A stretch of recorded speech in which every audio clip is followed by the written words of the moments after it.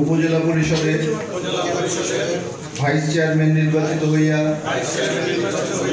সশ্রদ্ধ চিত্তে শপথ বা দৃঢ়ভাবে ঘোষণা করিতেছি যে আমি ভীতি বা অনুগ্রহ,